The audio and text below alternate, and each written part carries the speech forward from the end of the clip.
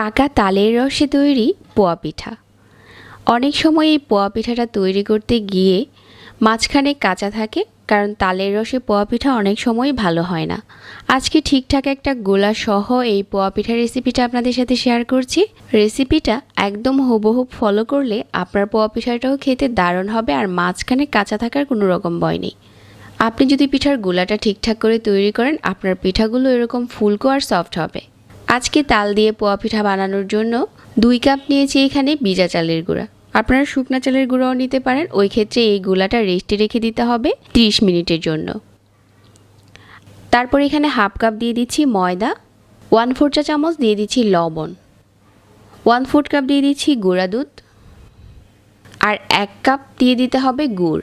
গুড়টা যার যার টেস্ট অনুযায়ী কম বেশি করা যাবে, আবার চাইলে চিনিও নেওয়া যাবে। গুড় দিলে পিঠার কালারটা ভালো হয়। 1 কাপ দিয়ে